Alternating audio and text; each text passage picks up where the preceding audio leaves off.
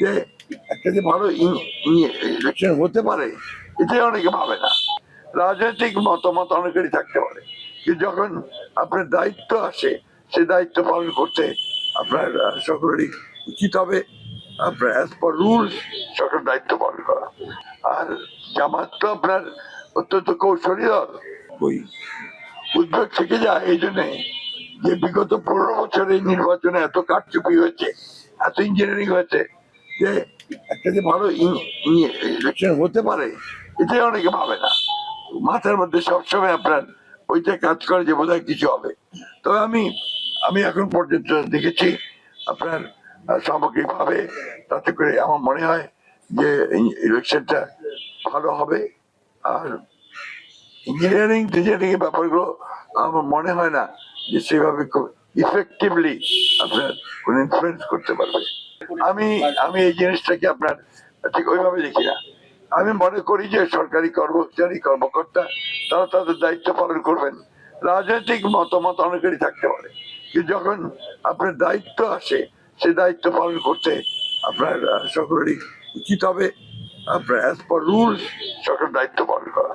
আর এবার আপনার check and balance, counter balance এমন ভাবে আছে যে যাতে করে এই তথাকথিত ইঞ্জিনিয়ারিং এর সম্ভাবনাটা আমি খুব বেশি দেখি না। আপনার একটা দল, নতুন দল যেন আত্মপ্রকাশ করে, তার একটু আওয়াজ বেশি হয়।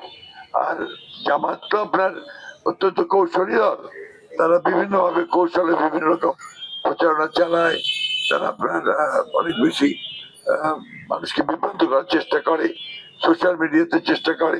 এইটা আপনার রিসেন্টলি তারা একটা ছড়িয়েছে একটা টোটালি ফেক, ওই যে রমেশ বাবুর আপনার মৃত্যুকে কেন্দ্র করে। দিস আর অল আপনার মনে করি যে অপকৌশল, অপপ্রচারণা এবং মানুষকে বিভ্রান্ত করার অপচেষ্টা, এগুলো খুব একটা কাজে দেয় না আলটিমেটলি। মানুষের উপর যদি আমরা আস্থা থাকে তাহলে আস্থা রাখতে হবে যে সে তার ভোটের সঠিক সিদ্ধান্ত নেবে।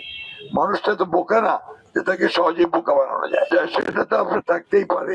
এটা বাংলাদেশের রাতারাতি আপনার এটা স্বর্গ হয়ে যাবে না, এই সমস্ত কিছুটা থাকবে।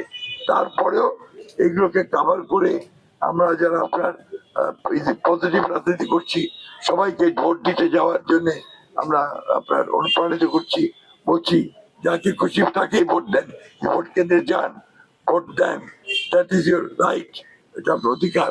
সেই কাজটাই আমরা করার চেষ্টা করছি এবং প্রশাসনও এইভাবেই সবাইকে বলছে।